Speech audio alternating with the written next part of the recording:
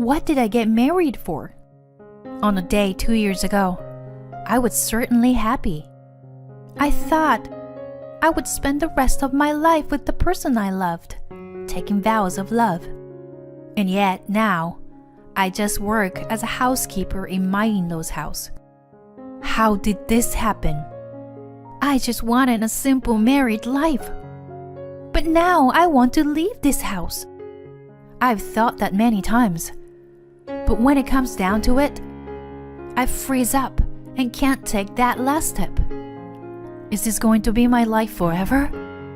Just when I was starting to give up, a glimmer of hope saved me. My name is Brandy. I am 33 years old. I got married to my husband Hank 2 years ago, and we originally worked at the same company. We dated for 3 years before getting married. I quit my job and became a housewife when we registered our marriage. Things were good up until we entered our newlywed life when my father-in-law suddenly passed away. Up until then, my father-in-law, mother-in-law, and sister-in-law all lived together. It seems that my father-in-law was the breadwinner of the family. At the time, my mother-in-law was a housewife and my sister-in-law was a university student. The inheritance that my father-in-law left behind was not a significant amount, and it was consumed by my sister-in-law's tuition fee. In the midst of all that, my mother-in-law contacted my husband. "Hank, please come back to our house. Please help us." "Huh?" At first, my husband refused to help.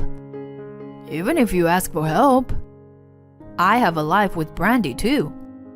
"Of course I understand that. I won't make you and Brandy feel uncomfortable.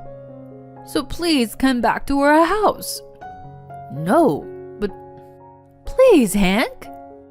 There is no one else we can rely on."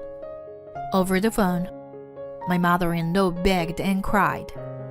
I, who was listening to the conversation next to him, felt a mix of emotions. It seems that my mother-in-law has been a housewife for her whole married life. Even if she says she wants to start working now, it's not easy to find a job immediately. So my husband proposed to give her money, but she refused. "Money? You don't have to do that. Just come back to our house. Then you won't have to pay rent either, right?" "That's true, but we just got married." "It's okay. Brandy and I get along well. I won't make things difficult for Brandy." "Well, I don't know." "Please, ask Brandy herself about this. She will surely understand my request." I think my mother-in-law knew from the beginning that I wouldn't be able to refuse her. Yes, there was no way I, who had just gotten married, could muster the courage to reject her proposal to live together. My husband gave me a week's grace period, and I thought about it over and over again in my own way. But no matter how much I thought about it, I couldn't come to the conclusion of refusing to live together. Of course, I wanted to enjoy my newlywed life with my husband. But if I were to reject my mother-in-law's proposal here and now, it was clear that our relationship with my husband's family would deteriorate in the future. We must get along well with his family from now.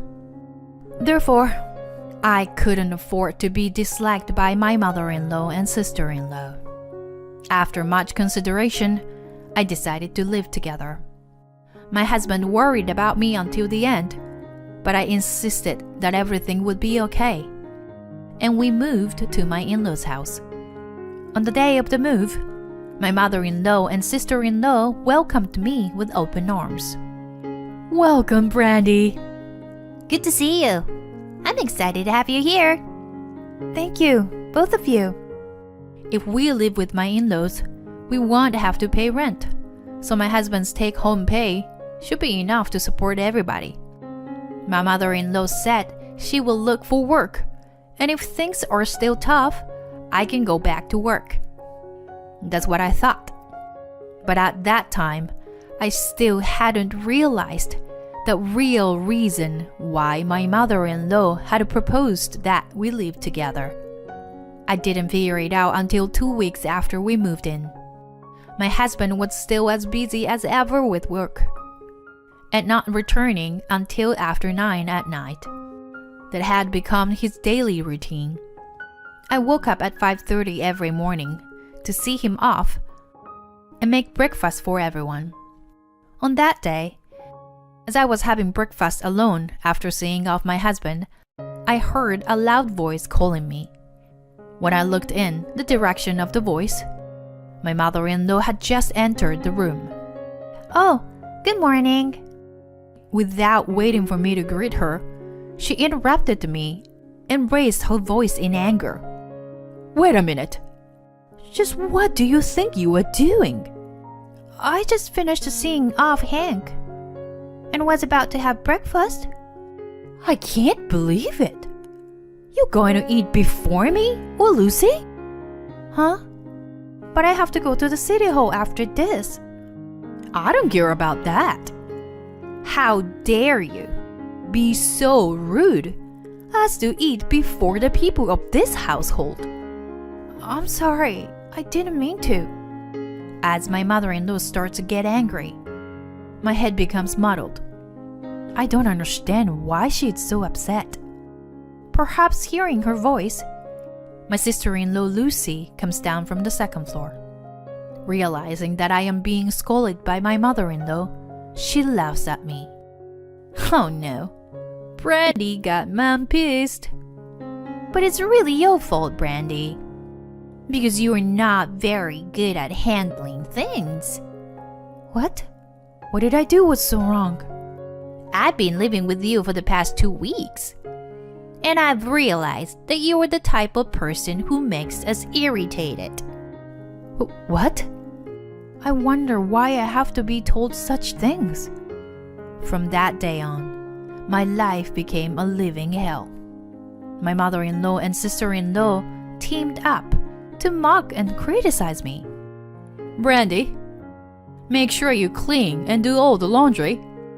Mom and I are going out, so make sure you work properly, Mrs. Housekeeper. Okay? Housekeeper? I'm not living here just to do housework. Huh? Then why are you here for? So shameless. No wonder my brother had such poor taste. Wait, please, at least do your own laundry. You are so annoying.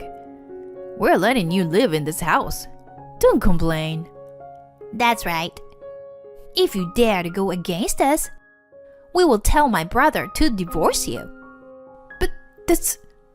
They no longer consider me as part of their family. I managed to endure it for the first few months, but I can't take it anymore. One day, when my husband came from work, I opened up to him about my feelings. Hey, Hank. Sorry to bother you, even though you're tired. Can I talk to you for a sec? Sure. What's up? Well, it's about your mom and sister. They've been pushing all their household chores onto me, and it's been quite tough. I see. They've been making you do all the housework? I nodded slightly to my husband's question, but I couldn't tell him everything that had been happening to me, as I had only been able to convey the bare minimum of the harassment I had received from them. You know, even though I'm your wife, I'm still an outsider, right? So I was hoping you could indirectly let them know that it's becoming too much for me to handle. I understand. I'm sorry. I had no idea things had gotten this bad. It's okay. Also, is it okay if I get a part-time job during the day, too? Why the sudden change? Well, I don't know. I just feel like I want to get out of the house a bit during the day. If that's what you want, go for it. Thank you, hon. I had been vague with my husband, but the reality was different. The more I stayed in this house, the more trouble my mother-in-law and sister-in-law piled on me. I started to feel like I didn't want to be at home as much as possible. So I quickly found a job and started working at a bakery from the following month. While my time at home had certainly decreased, but bullying from my in-laws had not stopped. In fact, it might have gotten worse with my increased absence. In addition, my husband's admonishment only made his mother and sister angrier. This lifestyle had entered its second year, and their treatment of me was getting worse day by day. My mother-in-law had said she was looking for a job, but she made excuses saying that she had failed her interview. However, she had not even gone to the interview in the first place. My sister-in-law had graduated from college, but she was only working part-time to earn her own pocket money. My husband had warned them several times, but each time they would apologize and promise to find jobs. But it never materialized. I had enough of this kind of life. If you say that much, then you should leave, one might think. But I couldn't. My mother-in-law and sister-in-law would change their attitude in front of my husband, and I couldn't obtain my clear evidence of their bullying.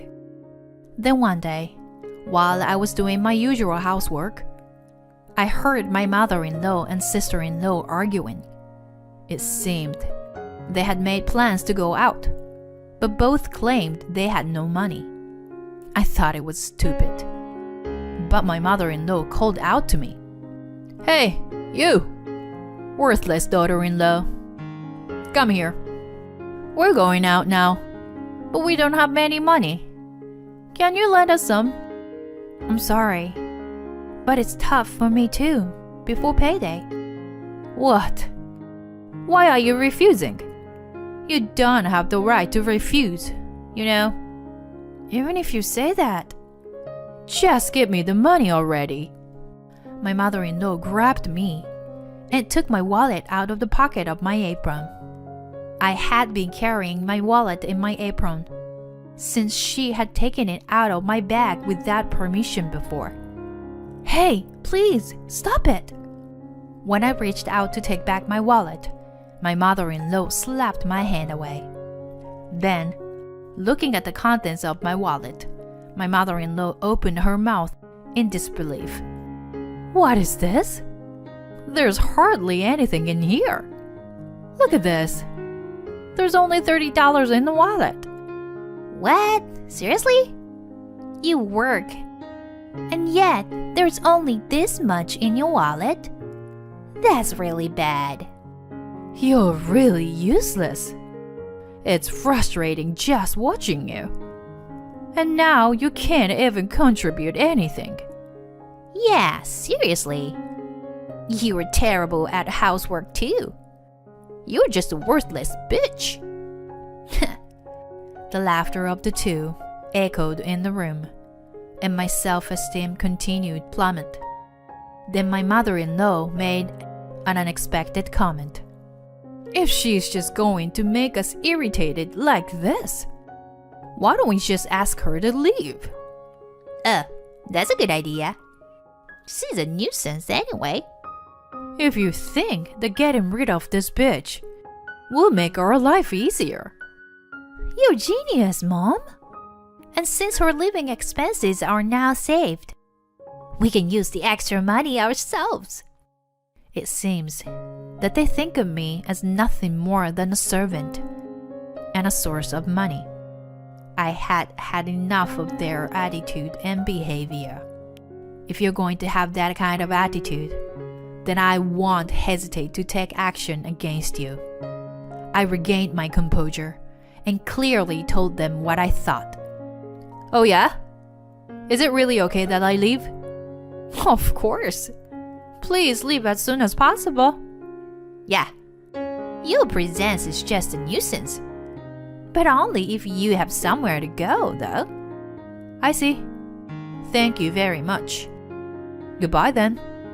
I quickly headed to my room and packed my things. My mother-in-law and sister-in-law seemed a bit puzzled by my swift action, but I ignored them and left the house. I went to a hotel near my husband's office. I contacted him and waited for him to finish work. Several hours later, my husband finished work and we met up. But he seemed understandably bewildered. Brandy, hey, why are you here? I finally confessed everything to my husband when he asked me about it. Honey, I'm sorry for not telling you this before, but actually, I'd been bullied by your mother all this time. What? You mean my mom? Not only your mom, Lucy does it too. At first, it was just pushing me to do more housework. But recently, the verbal abuse has increased. And they've even started demanding money. That can't be true. No matter how much my husband loves me, he is still blood related to his family, including his mother and sister. It's understandable that he can't believe what I said without any evidence. It's difficult to ask him to believe me.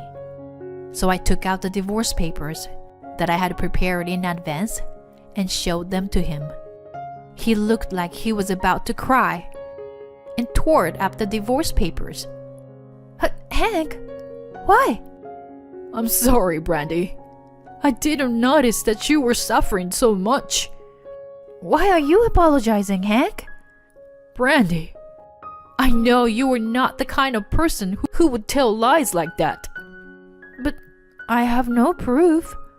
I understand you better than anyone else. When he told me that, tears flowed from my eyes. My husband gently embraced me as I cried like a child. He believed me, his wife, instead of his mother and sister. That alone was enough to make me feel relieved. The next day, my husband and I returned to my in-laws' house. When my mother-in-law saw my face, she furrowed her brow, but quickly put on a facade in front of my husband. Brandy, where did you go? I was worried about you. The mother-in-law told a blatant lie. Hank went straight to his room and began packing his luggage. Then he said to his mother and sister, Brandy and I are leaving this house. You can do whatever you want. What are you saying, Hank? That's right, Hank. What happened all of a sudden? How can you be so calm about it?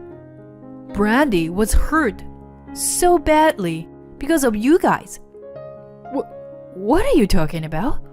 We didn't do anything. Right, dear? Yeah. Hank, you're not seriously believing what that woman says, are you? We didn't do anything. My sister-in-law even covered her face with both hands and pretended to cry. But such actions had no effect on Hank. He raised his voice and said to the two of them, Don't be ridiculous. Cut it out already. Do you even understand how Brandy felt all this time? Of course, I'm also at fault for not noticing it until now. But the biggest responsibility lies with you guys. I've turned a blind eye to the fact that you didn't work until now. But I've had enough. We're leaving. Wait, Hank! What will happen to us if you leave now? Yeah, wait. What about our lives? How should I know? You guys have been making us work, while you just did whatever you wanted. On top of that, you've been bullying my wife? How rotten can you be? Aren't you ashamed? In front of our dead father? Let me tell you, I don't consider you guys as my family anymore. From now on, Brandy and I will live happily together. Don't you dare interfere. Got it? My husband gently smiled and took my hand, and we started to leave the living room. Then the mother-in-law shouted, Wait! My mother-in-law and sister-in-law look at me with tears in their eyes. They must be hoping to get my forgiveness here, so that they can get my husband's forgiveness as well. Brandy, I'm so sorry. Staring at the mother-in-law as she says this, I firmly respond, that's enough of that kind of talk. There's nothing you can say now that will make me forgive you. Please don't say that. We won't do anything anymore. I can't believe that. For the past 2 years, I've been living a life like hell. Now that I'm finally free, you want me to fall back into that hell again? I won't waste any more of my life on a loser like you. I turned my back on them and started walking. My husband walked with me, matching his stride to mine, and I felt like crying. After that, the two were forced to live a difficult life. Even though they owned the house and didn't have to pay rent, they still had to pay for utilities, food, property tax, and so on. There was no way they could cover those expenses with just my sister-in-law's part-time job. So my mother-in-law ended up starting a part-time job as well. However, since she had no work experience, she could only find jobs with low wages and meager allowances. As a result, they were no longer able to enjoy the luxurious they used to have, and they became quite worn out. My husband still receives regular requests for them for help from those two, but he ignores all of their messages without pampering them in the slightest. I wonder if they will ever come to understand their own situation someday. Well, it's no longer my concern. On the other hand, we are currently in the midst of looking for a new house. We are searching for a good place that is halfway between my husband's company and my part-time job. I am grateful to my husband, who believed in my words at that time. I want to spend my life with him forever.